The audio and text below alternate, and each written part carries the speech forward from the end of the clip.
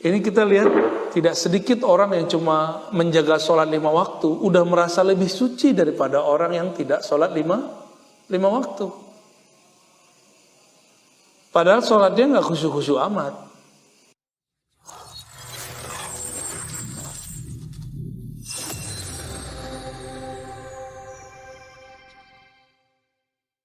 Hadis taubah ya, yang nomor pertama dan kedua. Kita berhenti di hadis ketiga ya, bahwa Rasulullah SAW bertobat sehari 100 kali ya. Rasulullah punya dosa apa kok bertobat? Ternyata bertobat istighfar itu bukan karena dosa, tapi karena merasa berdosa. Itu beda ya. Banyak orang berdosa tapi dia tidak merasa berdosa. Ada juga orang yang dosanya dikit tapi dia merasa itu besar. Dia minta ampun kepada Allah Subhanahu wa taala.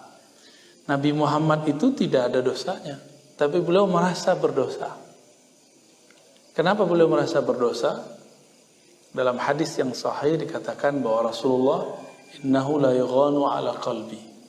Qalbuku tertutup cahaya. Jadi cahaya aja masuk ke qalbu bagi Nabi itu penghalang antara beliau dan Allah Subhanahu wa ta'ala. Cahaya apa itu? Cahaya itulah yang membuat Nabi bisa melihat surga, bisa memandang neraka. Itu menghalangi beliau dengan Allah Subhanahu wa ta'ala, dan beliau bertobat kepada Allah. Kalau kita bukan cahaya, tapi kegelapan yang masuk ke dalam kalbu. Dan kita sudah membagi sebelumnya syarat-syarat taubat, dan kemudian juga jenis-jenis taubat. Jadi ada taubat dari orang awam. Orang awam taubatnya dari dosa fisik, dosa mata, dosa telinga. Itu biasa. Nah, biasanya orang-orang awam seperti kita ini, kalau sudah nggak nakal matanya, udah nggak jelalatan, udah nggak ngomong yang kasar, udah merasa nggak bersalah. Tapi kita lupa bahwa ada dosa yang lain dalam diri, yaitu dosa di kolbu, dosa di pikiran. Pernahkah berpikir buruk tentang orang lain? Pernahkah merasa diri kita lebih baik dari orang lain? Nah, ini juga termasuk dosa dalam bab ini. Pernah nggak iri sama orang gitu? Merasa lebih baik dirinya daripada orang lain. Nah, kalau ini terjadi, maka termasuk harus diistighfarkan, harus ditobatkan. Terbersit di hati, saya merasa lebih mulia dari tetangga, dari jamaah yang di samping. Itu berarti ada perasaan sombong, dan itu wajib ditobatkan. Harus minta ampun kepada Allah Subhanahu wa taala. Kemudian ada dosa yang bukan dosa, tapi dia masuk ke bab adab. Rasulullah SAW minta ampun keluar dari kamar mandi, tempat buang air, buang hajat, karena beliau merasa adabnya kurang pas. Maka beliau mengatakan ghufranak. Dalam syarah yang lain, Nabi minta ampun bukan karena adab, tapi karena beliau merasa kurang bersyukur.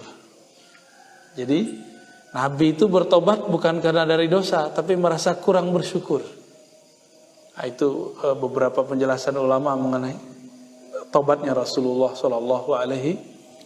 Fisik nggak mungkin, kolbu nggak mungkin. Kolbu Nabi sangat bercahaya.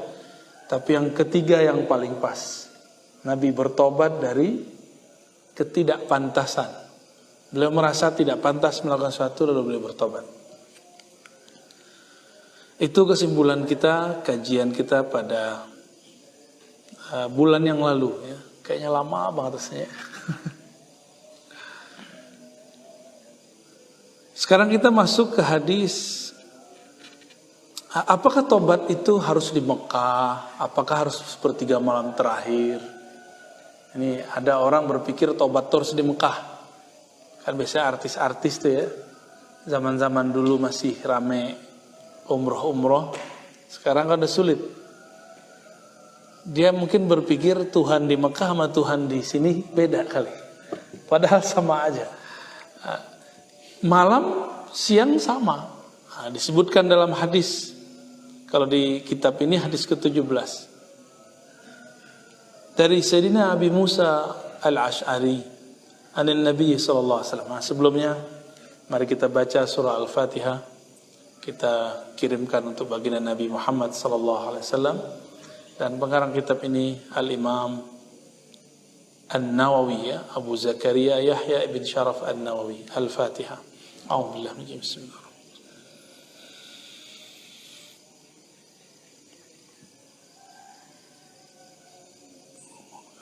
Bismillahirrahmanirrahim.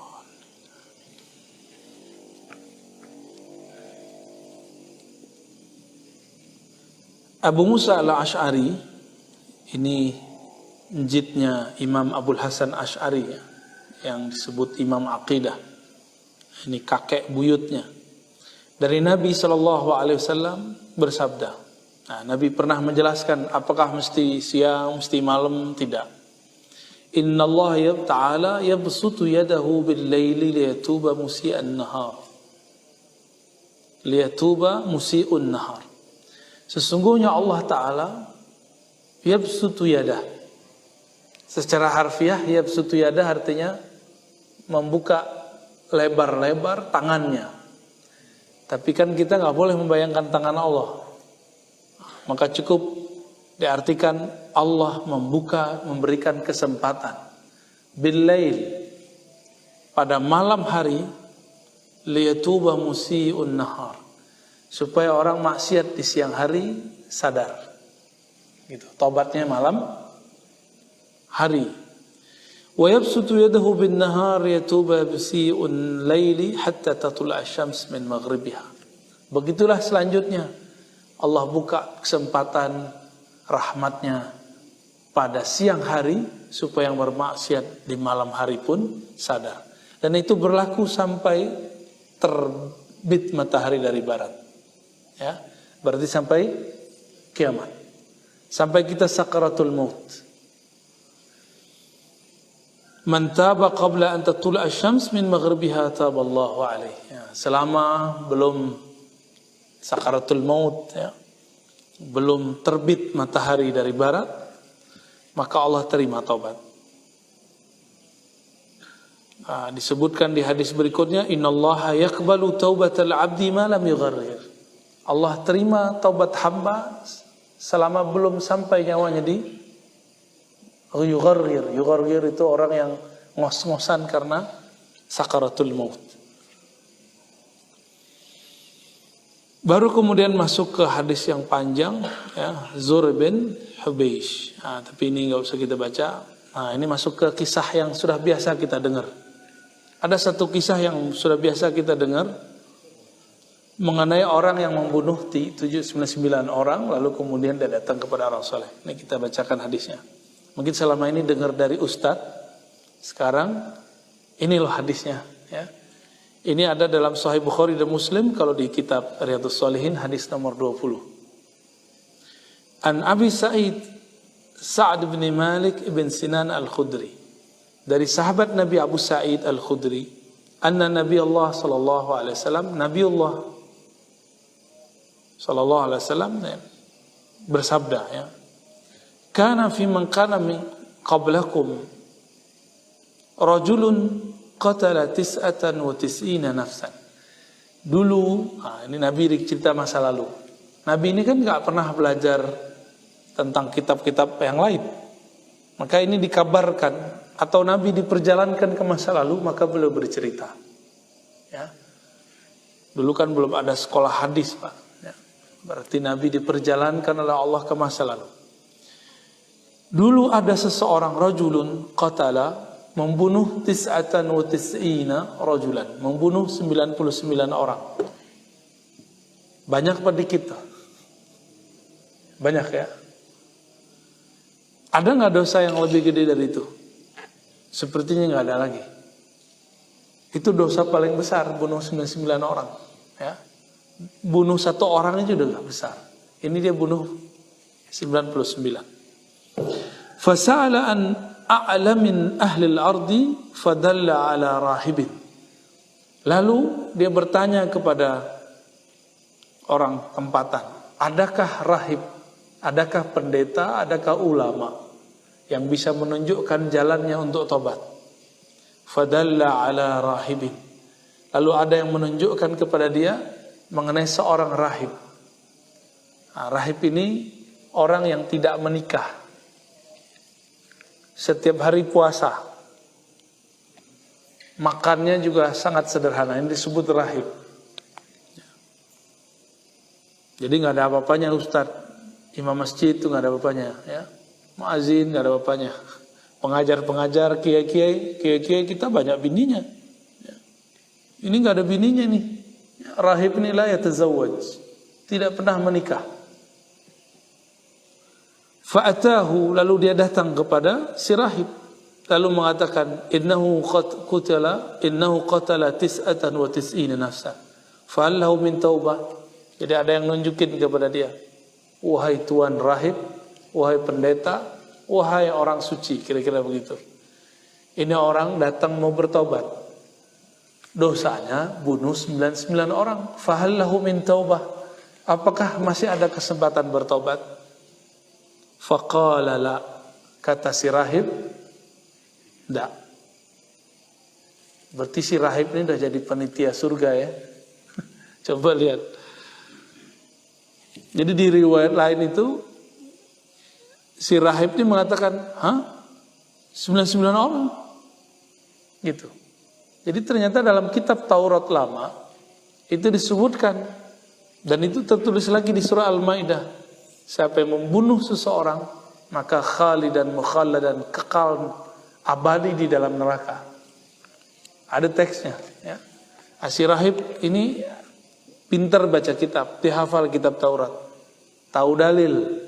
Cuma dalil yang dia baca baru dalil yang tertulis, belum dalil yang tidak tertulis. Nah, banyak nih panitia-panitia surga neraka ini sekarang kerjaannya baca teks yang tertulis. Dia tidak baca teks yang tidak tertulis. Faqatalahu faqamula bihi mi'atan. Mendengar begitu, kalau bisa bunuh 9 orang itu jawara gitu. Jawara ya.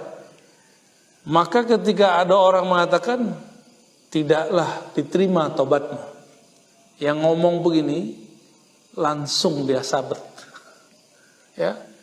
Langsung jiwa jawaranya keluar. Melayanglah samurainya, pedangnya. Terbunuhlah orangnya, ya. Maka lengkaplah jadi berapa orang? Faqaumula bihi mi'atan. Maka lengkaplah jadi 100 orang. Ada gak dosa yang lebih besar dari itu? Seumur-umur saya membaca kisah orang maksiat, itu gak ada yang lebih besar dari ini. Kecuali di zaman abad-abad sekarang ya. Ngancurin satu negara cukup pakai bom gitu. Jadi di zaman-zaman sebelumnya gak ada. Paling cuma 1 kali sabetan ya 1 orang mati. Berarti dia sudah membunuh orang berapa kali melayang itu pedangnya ya. Summa sa'ala an a'lami ahli al-ard. Habis itu sadar lagi. Nah, ada orang-orang begitu. Kalau dia lagi emosi, dia lupa apa aja, maka dia membunuh, merusak apa yang di depannya. Selesai, dia tobat lagi, dia kemudian sadar lagi. Pernah ketemu orang begitu nggak? Saya ketemu ada orang suka maling barang-barang mahasiswa, mulai handphone, duit, fulus, apa semuanya. Tapi kalau sudah habis, dia sadar lagi. Ada yang begitu. Ada yang sadarnya kalau udah ketahuan. Ada yang sadarnya kalau jam-jam sholat. Ya, datang ke saya terus ngomong, apakah ada salah orang tuaku sehingga aku begini? Saya nggak ngerti nih orang maksudnya apa. Padahal orangnya soleh, bajunya pakai koko tiap hari, ya. Dia tidak pernah celananya itu di bawah mata kaki tiap hari, pakai sarung, jenggotnya masya Allah kalah jenggot saya. Kalau mau jam sholat masuk, dia jadi imam saya. Pertanyaan dia apa waktu itu? Saya ini orang kotor ar-razi. Saya ini banyak maksiat. Saya mikir, dari mana maksiatnya dia? Jadi inilah kalau lagi sadar, pas jam-jam sholat. Jam sholat dia ingat Allah. Kita nggak ngeh maksud dia apa. Oh ternyata setelah hampir setahun bergaul dengan dia, itu handphone mahasiswa sekitar situ dia ngambil itu. Tapi dia sadar kalau ini nggak benar. Dia nggak tahan aja ngeliat itu. Maka dia bertanya, apakah ini salah bapakku? Bapakku orang jahat, preman di suatu tempat. Saya nggak nyambung-nyambung, nggak ada urusan. Ya. Mau bapakmu jahat, kalau kamu pengen jahat, kamu yang jahat. Sotoy, sok tahu. Ternyata ketahuan, itu digebukin Mbak, kawan saya itu. Dan saya dituduh juga ikut konspirasi. Ikut konspirasi, bantu dia maling. Kenapa? Karena dulu ada handphone teman-teman kita, mirip dengan handphone yang saya punya. Saya belinya dari dia. Itulah ya. Jadi ternyata nggak ketahuan maksiat yang begitu dengan penampilan. Jadi jangan tertipu dengan penampilan, Pak. Penampilan saya begini jangan tertipu juga. Ngelihat ada orang yang soleh, belum tentu batinnya selamat. Ya. Belum tentu di depan orang soleh, di belakang belum tentu soleh. Dan semua orang mengalami hal itu. Ketika selesai maksiat sadar, bertanya lagi. Fasala an a'lami ahlil ardh. Lalu dia bertanya lagi mengenai, adakah orang yang paling mengerti, paling kenal Allah di muka bumi? Fadalla alaih, ya. Lalu ada yang menunjukkan kepadanya. Dibawalah kepada seorang ulama di pelosok, nggak terkenal, tapi hatinya lembut. Ketika dibawa kepada orang itu, dilaporkan bahwa orang ini, si pemaksiat ini sudah bunuh 100 orang. Yang terakhir ahli agama yang dia bunuh. Afahal lahu min taubah? Apakah masih ada kesempatan dia bertobat? Faqala na'am. Ini mengagetkan. Tiba-tiba ulama yang ini dia bukan rahib. Dia menikah. Dia tidak menahan dirinya dari menikah. Dia orang biasa-biasa aja. Cuma orang kampung situ kalau tanya apa-apa ke dia. Apa jawaban orang ini? Na'am. Masih ada. Fama yahulu bainahu wa bainat taubah. Wa man yahulu bainahu wa bainat taubah. Siapa yang menghalangi dia dari tobat? Justru diberi kesempatan oleh ulama yang ini, yang tidak disebut rahib. Cuma disebut rajulin alim. Orang yang alim kepada Allah. Jadi ada dua hal yang disebutkan dulu. Ada rahib ahli ibadah. Ada yang kedua alim. Orang yang mengenal ilmu kepada Allah subhanahu wa ta'ala. Jadi ternyata kalau ada orang ahli zikir, ahli ilmu, ahli zikir doang, itu beda. Ahli puasa itu beda. Ini kita lihat tidak sedikit orang yang cuma menjaga sholat 5 waktu udah merasa lebih suci daripada orang yang tidak sholat 5 waktu. Padahal sholatnya nggak khusyuk-khusyuk amat. Ya. Khusyuk nggak Pak sholatnya tadi? Kira-kira dijamin nggak itu, diterima nggak sholat barusan itu? Saya nggak yakin ya. Saya nggak yakin sholat kita yang barusan itu diterima Allah. Karena saya jamin dari awal takbir sampai assalamualaikum, pikirannya pasti sempat beberapa kali blank karena baru bangun tidur. Kalau siang hari bukan blank, malah kepikiran kerjaan. Kita ini kan lucu. Kalau kerja nggak bawa-bawa Allah, tapi kalau lagi sholat bawa-bawa kerjaan. Ya, ini perbedaan kita. Lagi ada masalah di rumah, pakai sholat, kepikiran. Nah, orang ini orang alim, dia mengerti. Yang punya dosa bukan orang itu doang. Saya juga punya dosa. Lalu siapa yang menghalangi dia dan saya kepada Allah subhanahu wa ta'ala? Kira-kira begitu kata orang alim ini. Namun beliau kasih syarat. Intalik ila ardi kaza wa kaza. Fa inna biha unasan ya'buduna Allah Ta'ala fa'budillahi ma'ahum. Wa la tarja' ila ardika fa innaha ardu su'in. Nabi kasih bukan kabar ya, bahwa orang ini memberi syarat. Jika engkau tobat, ada satu syaratnya. Intalik. Intalik itu bahasa Arab artinya ukhruj, intaqil. Keluarlah, pindahlah kamu dari kampung yang kamu rusak di situ ke kampung yang seberang sana. Fa inna fihim unasan ya'budun Allah. Di sana, di negeri sana ada orang-orang baik yang mereka tidak menyekutukan Allah, tidak membunuh, tidak berzina, tidak segala macam. Akhirnya dia lakukan itu. Nah, ini kemudian menjadi tips kalau mau tobat. Kalau mau tobat, tinggalkan komunitas. Mungkin komunitas itu bukan menjadi penyebab kita berbuat buruk. Kitalah menjadi penyebab mereka melakukan keburukan.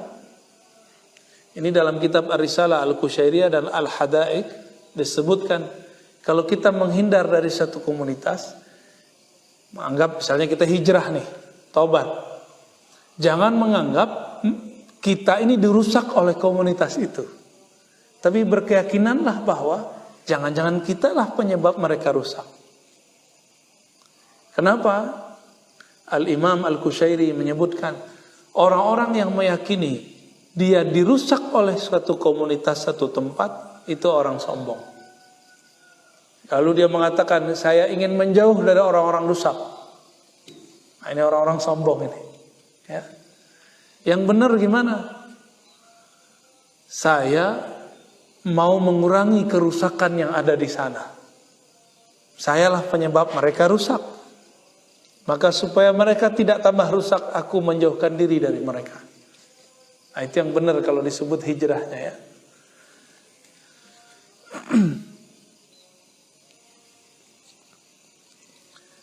Dan di tengah jalan, jalannya belum lama nih. Ini 100 orang dia bunuh. Mungkin umurnya sudah mulai tua nih orang.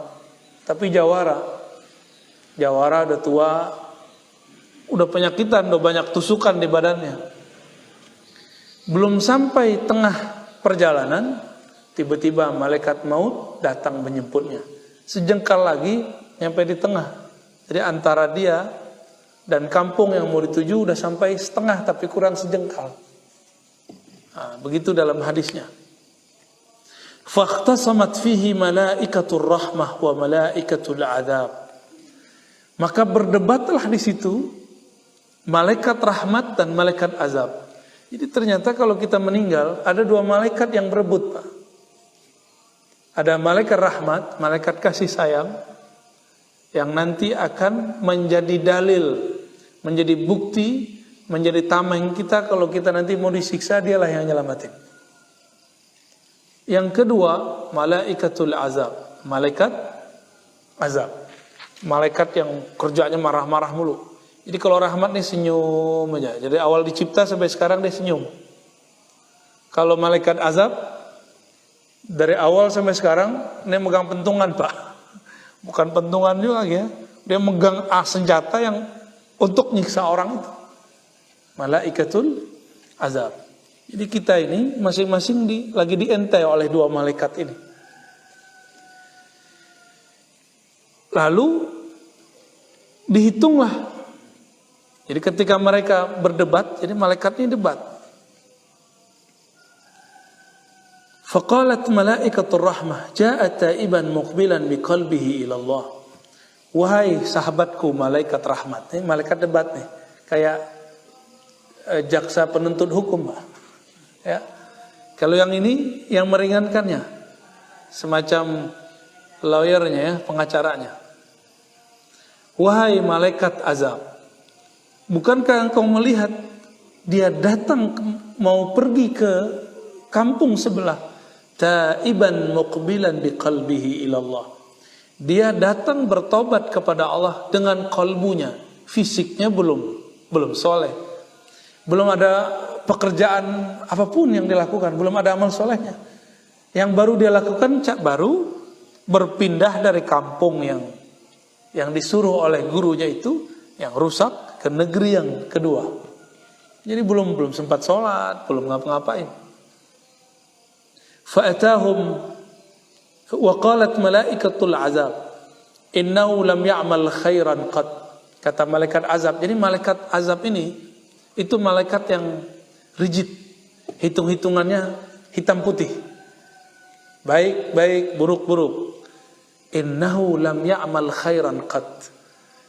Orang ini belum pernah berbuat baik sama sekali, kata si malaikat azab. Jadi malaikat ini ngotot-ngototan juga, Pak. Kita kalau dengar berisik juga tuh malaikat ya. Fa'atahum malakun fi suratin adami faja'aluhu bainahum ay hakaman. Ini menarik nih. Ternyata malaikat ini terlihat oleh manusia. Jadi dulu di zaman-zaman dulu Allah izinkan dulu malaikat-malaikat itu unjuk gigi depan makhluk. Bahkan lebih dahsyat lagi, Allah kirim manusia sebenarnya dia malaikat. Ini ayat dalilnya. Fa'atahum malakun fi suratin adami. Lalu orang berdua ini, malaikat berdua ini dilerai oleh seorang manusia. Bayangin coba. Tapi sebenarnya dia malaikat. Jadi mungkin saja setiap hari kita jalan, Pak, hati-hati kalau jalan ya, berangkat kerja, pulang pergi. Siapa tahu orang-orang yang kita temui itu bukan manusia, tapi itu malaikat yang Allah serupakan dengan manusia. Itu bisa terjadi. Bahkan mungkin mirip dengan seseorang. Itu sangat mungkin terjadi. Ini dalilnya. Dan ini dalil Sahih Bukhari dan Muslim menunjukkan bahwa Allah jika berkehendak maka Allah izinkan malaikat menyerupai manusia. Dan manusia yang sebenarnya malaikat itu ingin melerai dua malaikat yang sedang berdebat. Faqala qisu ma bainal aradain fa innahu ayyatuhuma kana adna fa huwa lahu. Faqasu fawajaduhu adna ila al-ardi allati arada faqabadathu malaikatur rahmah. Apa kata orang ini? Jadi hatta malaikat kalau debat butuh pelerai orang ketiga. Apalagi manusia. Jadi suami istri kalau tengkar itu butuh orang ketiga, Pak. Orang ketiga ini bukan yang ngompor-ngomporin, yang netral, yang menginginkan kebaikan. Apalagi tetangga sama tetangga tengkar, teman sama teman, kelompok sama kelompok, mazhab dengan mazhab.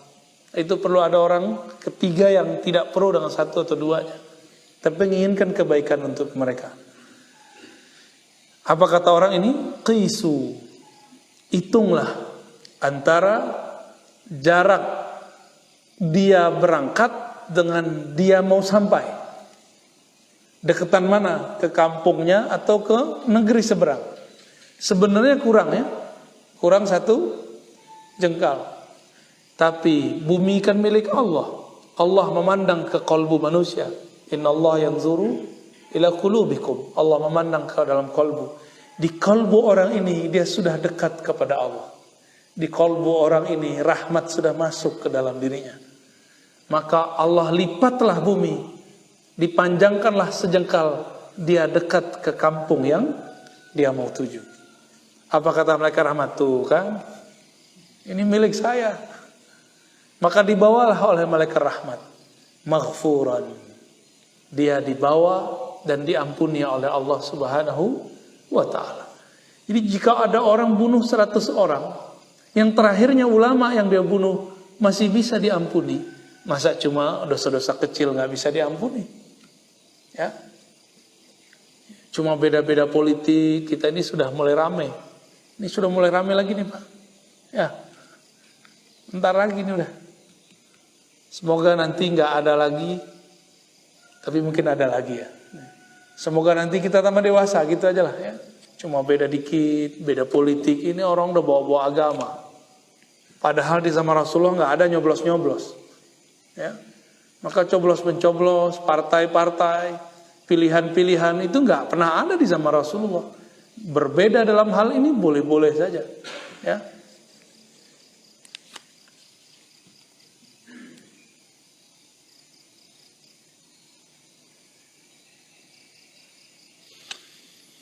Jadi yang paling penting dalam pelajaran hadis ini apa? Ternyata taubat itu urusan kolbu. Karena dalam teks tadi disebutkan, wahai malaikat azab, kata malaikat rahmat, innahu, sesungguhnya orang ini, pemaksiat ini, jaa taiban biqalbihi ilallah. Orang ini dengan kolbunya datang kepada Allah. Allah itu lebih dekat daripada diri kita sendiri. Aqrabu ilaina min hablil warid, lebih dekat bahkan dari urat nadi kita sendiri. Berarti Allah bukan di sini juga, ya, lebih dekat dari itu. Nah, kenapa orang tadi, si rahib yang pertama, dia mengatakan tidak ada tobat bagimu? Karena orang ini merasa bahwa amal-amal yang soleh itu bergantung amal zahir. Sedangkan yang kedua mengatakan tidak ada yang menghalangi kamu dari tobat. Orang ini memandang bahwa untuk kepada Allah itu urusan kolbu. Nah, jadi ke depan kita kalau ngelihat ada orang maksiat, ada orang ya tidak benar, nggak boleh berprasangka. Siapa tahu sesaat setelah kita melihat dia menjadi orang yang taat. Di dalam kitab Al-Hikam dikatakan, janganlah putus asa orang yang bermaksiat. Siapa tahu itu akhir dari maksiatnya. Janganlah merasa sok suci orang yang beramal soleh. Siapa tahu itu akhir taatnya. Habis itu dia maksiat terus. Nauzubillah min zalik. Kemudian ada kisah yang panjang. Ini kisahnya panjang sekali nih. Saya ringkas aja ya. Kisah mengenai pertobatan sahabat Nabi yang tidak ikut perang. Namanya Ka'ab. Ya. Ka'ab bin Malik. Beliau bercerita an takhallufihi an Rasulullah SAW fi ghazwati Tabuk. Dia bercerita bahwa dia tidak jadi ikut perang, berjihad waktu perang Tabuk. Ini perang yang sangat urgen. Kok ada yang mundur gitu? Lalu Ka'ab mengatakan, lam atakhallaf an Rasulullah SAW fi ghazwatin ghazaha qat illa fi ghazwati Tabuk. Sebelumnya aku tidak pernah mangkir atau tidak pernah menghindar dari perang apapun, jihad manapun. Selalu ikut berjihad bersama Rasulullah Sallallahu Alaihi Wasallam. Kecuali satu perang, yaitu perang Badar. Beliau belum Islam waktu itu. Ya. Lalu beliau mengatakan bahwa di saat mau berangkat itu, dia kepikiran anak istrinya. Maka dia minta izin kepada Rasulullah. Wahai Rasulullah, izinkan aku sejenak pulang melihat rumahku. Rindu pulang kampung. Maka pulanglah dia sebentar. Pas nyampe di rumah, maklum, semua istri kan maunya suaminya di rumah. Benar nggak? Ya, di rumah aja mas, gitu ya. Itu normal, manusiawi, itu dari dulu sudah begitu. Ya. Gak nyaman kalau suaminya kelayapan kemana-mana, hatta walaupun hal-hal yang baik. Tapi beberapa keluarga saya juga heran, suaminya nongkrong di kafe gak apa-apa, tapi kalau suaminya pengajian baru apa-apa. Ini udah ketemu nih beberapa orang nih. Ada juga yang artis, ada juga yang mantan artis. Ada mantan artis. Ada juga orang-orang biasa. Kalau nongkrong, minum-minum, gak apa-apa sama bininya. Ya, bahkan nyabu dibiarin sama bininya. Tapi pas pengajian, gak tahu dalam pikiran istrinya apa. Saya nggak ngerti kan, nggak pernah jadi istri kita kan. Tanya aja ke ibu-ibu itu ya. Akhirnya beliau nggak tahan melihat anak istrinya ditinggal. Mulai terbayang menakuti dirinya. Ntar kalau saya mati anak istri saya gimana? Istriku jadi janda, anak-anakku menjadi yatim piatu atau yatim. Maka dia mager. Tahu mager ya? Malas gerak. Udah di rumah aja. Orang udah perang, jihad, ternyata menang. Pulang-pulang Nabi SAW bawa harta rampasan perang. Biaya perang itu gede. Maka dihalalkan di zaman Nabi Muhammad SAW, kalau perang menang bawa harta rampasan perang. Itu sebabnya para sahabat tuh sering mengalami pacaklik, sering mengalami kemiskinan.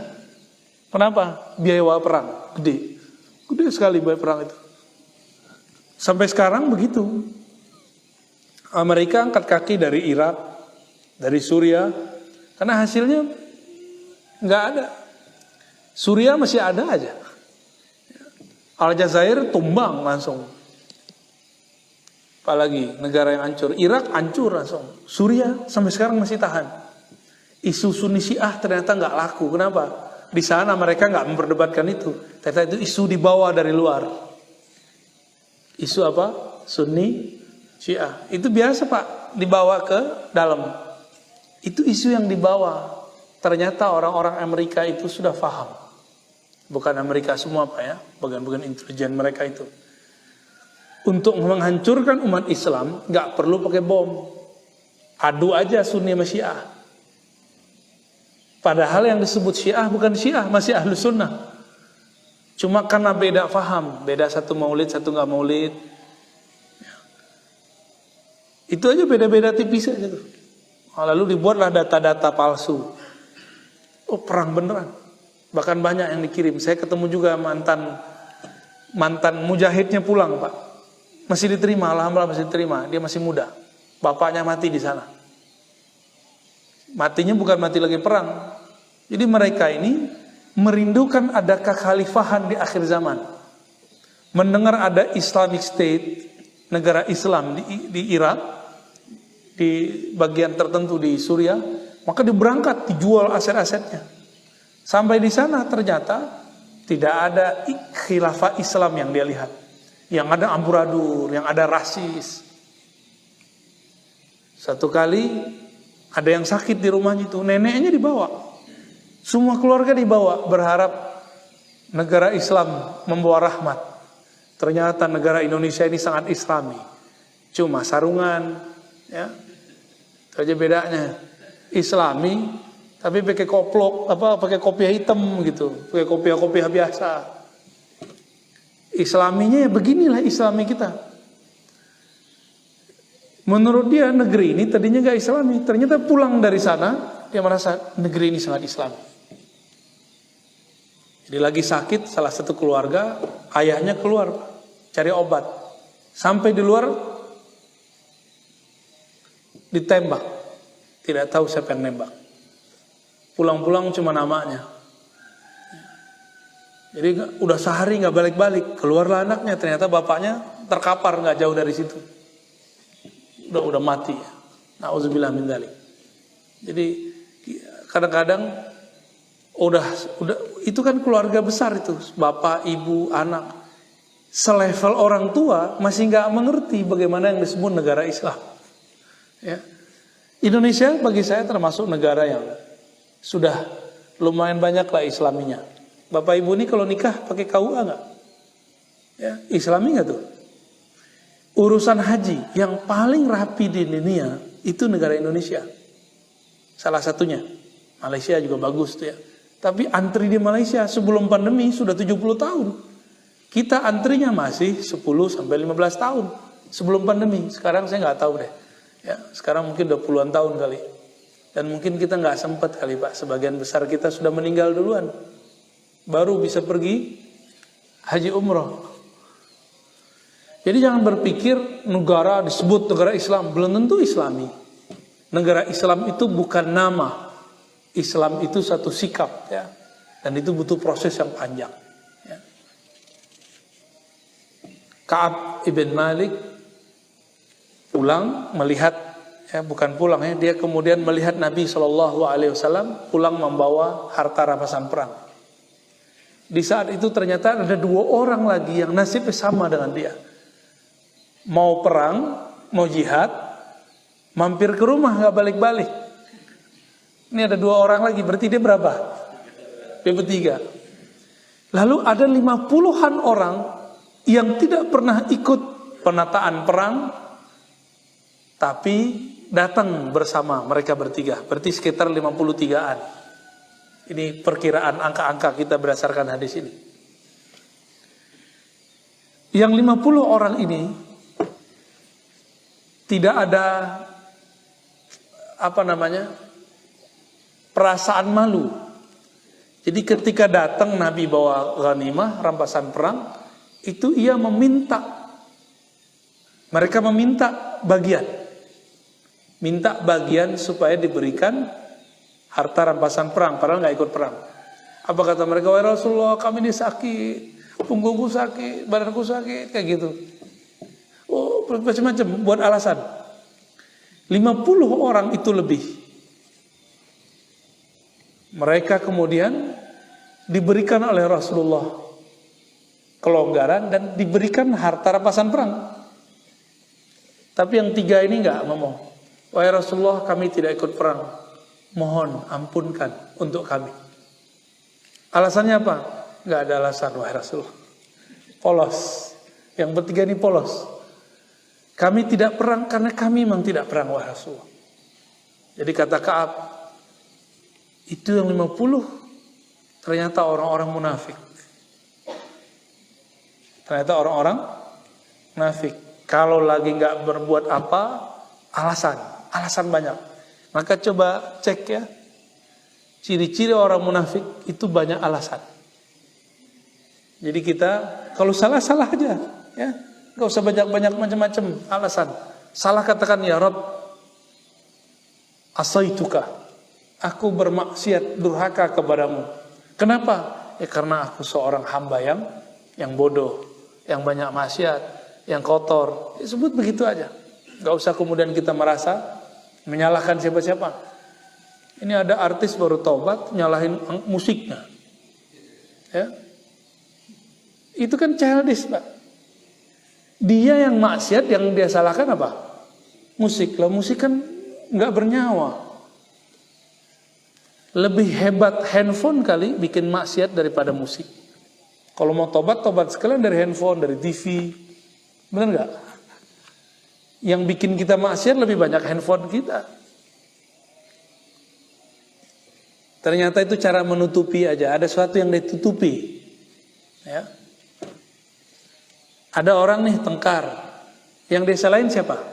Ini suami istri nih, tengkar. Ini, bapak ini kan suami istri. Tengkar di rumah, nyalain siapa? Pasti nyalain pasangan. Itu childish itu, ya. Udah tua, udah berubah, masih nyarahin bini. Istrinya nyarahin suaminya. Itu childish. Orang kalau lagi tengkar itu tiba-tiba jadi anak-anak. Ya. Dan secara psikologi orang kalau lagi tengkar nggak akan pernah mendengarkan kata-kata orang yang dia lagi sekolah itu. Jadi nggak bisa masuk. Itulah dalilnya kenapa mesti ada orang ketiga.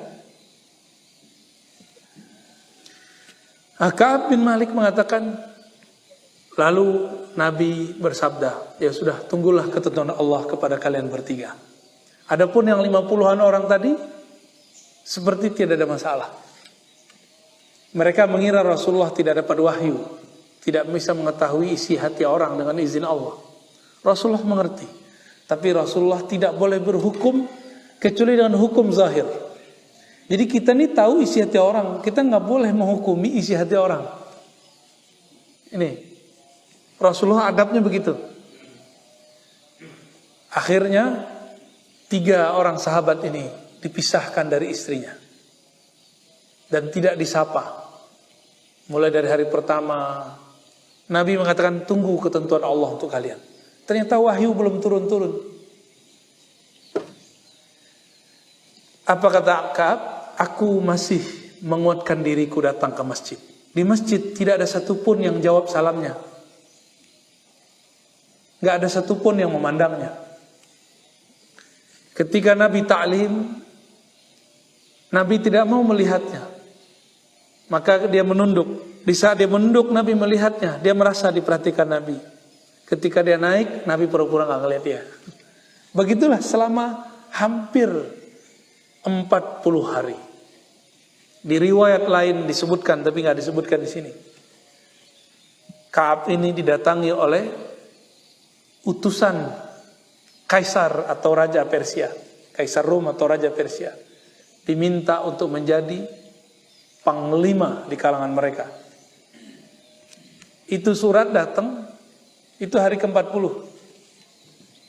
Surat datang, dia baca, langsung dia robek. Untuk apa aku ikut memerangi Rasulullah yang sudah aku tunggu sekian hari? Maka dia robek. Di saat dia robek, terbukalah pintu langit. Turunlah wahyu kepada Rasulullah Sallallahu Alaihi Wasallam. Dan taubat beliau pun diterima. Faji'tu amsi hatta jalastu baina yadayhi. Sampai akhir. Dan dikatakan bahwa Allah menerima taubatmu wahai Ka'ab. Dan di sini terlihat bahwa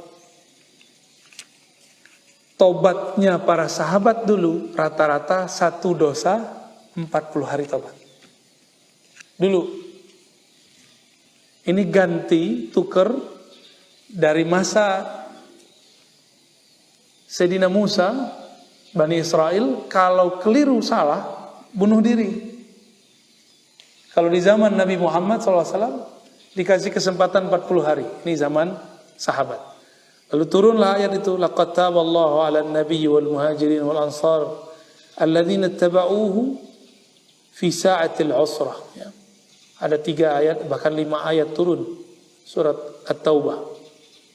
Nah, berdasarkan ayat ini Allah kemudian menerima taubat daripada Ka'ab dan 3 orang yang bersama dengan dia.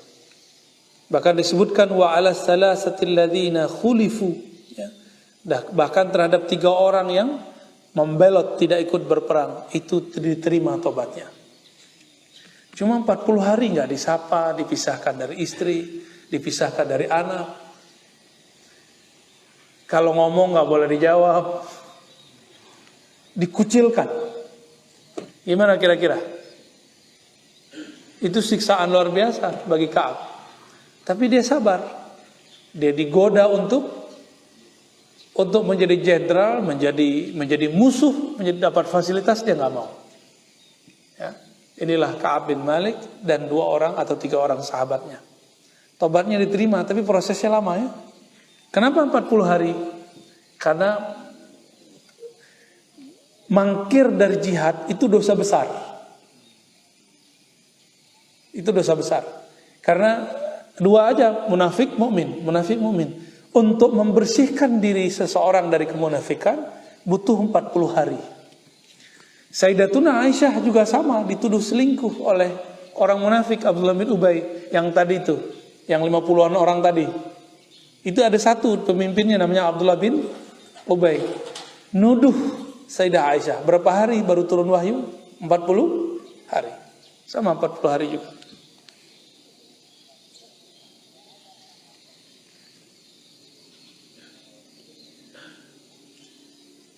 Dan dikatakan Lau anna libni Adam wadiyan min zahabin ahabba ayyakuna lahu wadiyani wa lam yamla' fahu illa turaba yatubu Allahu ala man ta'am. Ini babnya sudah nambah dikit ya, tapi ini masih satu tema. Ini dosa batin, dosa tamak. Tidaklah manusia mempunyai emas 2 gunung atau 2 wadi. Wadi itu artinya lembah. Kecuali dia pengen nambah lagi. Makanya Bapak coba rasakan dulu pengen punya rumah. Dapat rumah, pengen nambah lagi. Ngerasa rumah sempit. Punya mobil. Dulu sebelum punya mobil paling punya motor. Habis punya motor, anak nambah. Ya Allah, Kalau udah begini nggak muat nih. Gitu nggak? Habis punya mobil, pengen ganti mobil. Habis ganti mobil, pengen ganti mobil. Oh, udah begitulah sampai nanti. Tapi apa kata Nabi? Wala yamla fahu ila turab. Mereka tidak akan puas sampai nanti puasnya dengan tanah. Maksudnya mati. Wa yatubullahu ala man taba. Allah terima tobat orang yang bertobat. Ini maksudnya tobat dari dosa tamak. Jadi ada dosa yang zahir, ada dosa yang batin. Ini dosa dari tamak. Pernah tobat nggak dari tamak? Kita ini tamak semua Pak, jujur aja ya. Coba kita kalah loh sama kucing, mohon maaf sama anjing. Itu si guguk, kalau sudah kenyang, dia bawa nggak makanannya ke kandangnya? Nggak pernah. Nggak pernah si guguk itu bawa nyimpen makanan untuk besok tuh nggak pernah. Kalau kita nyimpen di kulkas, ya, bener nggak? Wah itu masih biasa. Kita nih nyimpen dalam ATM. Lebih dahsyat tamak kita ini. Oh Ustaz, ini bukan untuk tamak, ini untuk persiapan masa depan. Ya itu ngeles aja. Bilang aja tamak. Dulu pikir, coba kalau dalam ATM ada 10 juta, masih muda. Pas sudah menikah, ya Allah, coba kalau di ATM ada 100 juta. Ya, begitulah terus, nggak akan puas. Kalau saya punya 100 juta nih, saya bantu nih tetangga nih. Saya bantu nih orang-orang di sekitar nih. Dulu pas sudah ada 100 juta, bantu nggak? Berbagi nggak? Malah tambah pelit. Ya. Itu banyak Pak orang-orang yang butuh sekitar kita. Berbagilah. Ya. Jangan numpuk-numpuk terus. Rezeki kita bukan yang kita tabung, rezeki kita makan. Rezeki kita yang kita beri ke orang. Jadi kita kalau memberi ke orang itu rezeki kita di akhirat. Jadi sebanyak apa kita memberi untuk orang lain, sebanyak itulah rezeki kita nanti di akhirat dikalikan oleh Allah Subhanahu wa taala. Coba biasakan tiap hari memberi, ngasih. Sampai jadi watak. Nah, orang-orang beginilah yang akan dipanggil nanti di depan pintu sorga. Pintu sorga itu gede sekali, itu ada 8 pintu. Dan di situ ada malaikat bacain nama. Pak RT, nggak kesebut Pak, paling namanya disebut. Pak Fahmi, nama jasadnya. Ada nama ruhani yang juga dipanggil. Jadi kloter pertama itu dipanggil orang yang mengenal dirinya. Dan dia tahu nama dirinya di hadapan Allah. Di Asmaul Husna ada namanya. Nama yang mana dia punya. Itu yang dipanggil oleh Allah. Kalau dia ahli sedekah dipanggil dari pintu sedekah. Tetap dipanggil dengan namanya. Jika dia ahli sholat dipanggil dengan sholat. Tapi saya yakin ini sholat kita nih gak pantas itu dipanggil deh. Ya, sholatnya gak khusyuk soalnya. Ya. Yang khusyuk itu Sayyidina Abu Bakar As-Siddiq.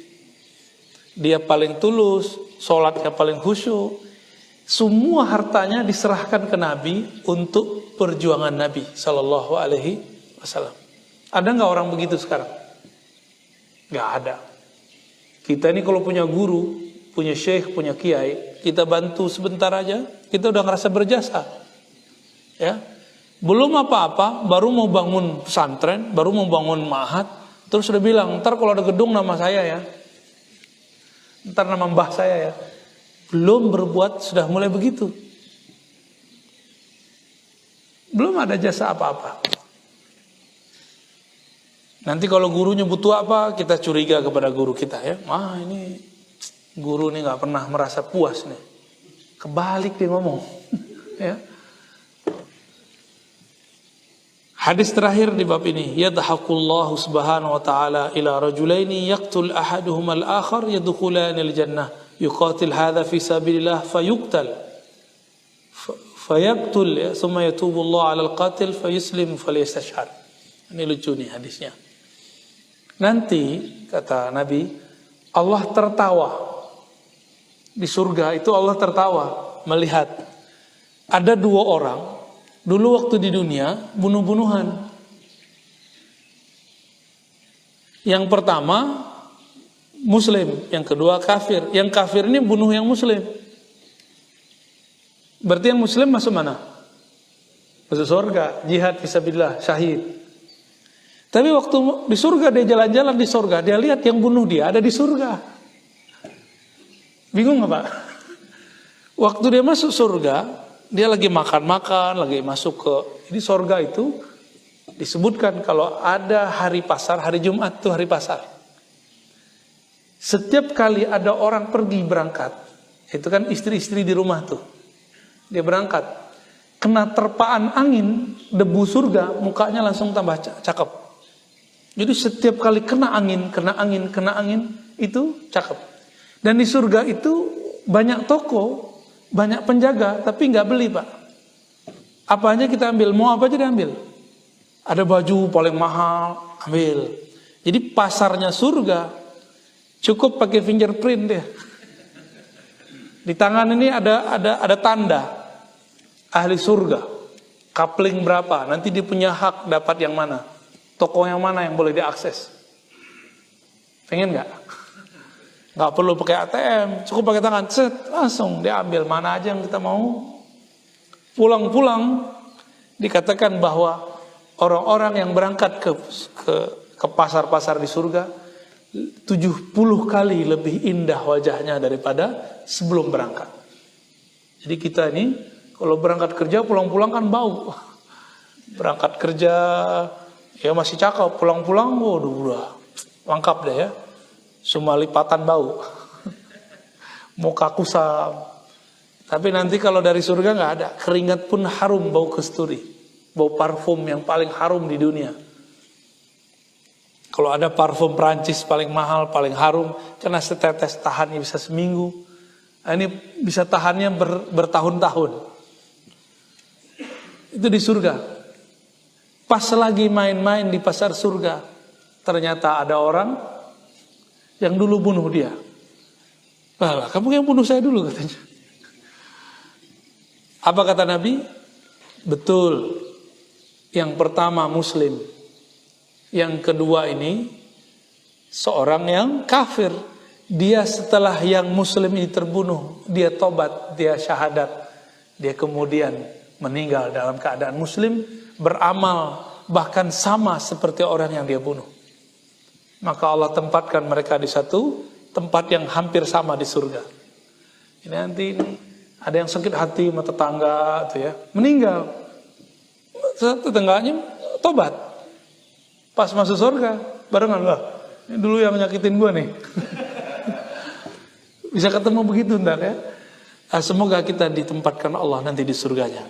Dibebaskan dari nerakanya. Semoga keluarga kita, anak-anak, cucu semuanya, ya tetangga-tetangga kita dibebaskan dari siksa neraka. Jangan cuma doakan diri sendiri, doakan juga tetangga, doakan guru-guru, kawan-kawan, orang-orang yang ada di sekitar kita. Amin ya rabbal alamin. Cukup ya? Udah syuruk? Belum? Hampir ya. Terakhir. Berdasarkan hadis ini, hadis-hadis dari awal sampai akhir, maka dianjurkan bagi seorang muslim yang taib ilallah, yang punya karakter taubat, untuk membaca istighfar dan bertobat, mengaku kesalahannya setiap hari 70 sampai 100 kali setiap hari. Pagi sore, pagi sore. Kalau kami ini dijadikan zikir pagi sore. Jadi zikir pagi sore itu pertama istighfar, kedua tahlil, ketiga sholawat, keempat subhanallah bihamdi sholal azim. Ya, udah cukup 4, ditambah ya latif kalau mau. Itu namanya zikir pagi sore. Ada lagi zikir yang lain Pak, zikir maqalid namanya. Kalau ini istighfar. Tapi istighfarnya bukan ngejar angka, istighfarnya mengingat. Istighfar yang paling indah itu adalah mengistighfarkan setiap anggota tubuh. Ya. Lalu mengistighfarkan batin. Dan yang terakhir mengistighfarkan adab-adab kita yang salah. Mengistighfarkan ibadah-ibadah kita yang tidak maksimal. Karena ibadah kita ini saya yakin tidak ada yang maksimal. Itu juga perlu diistighfarkan. Nah, dengan demikian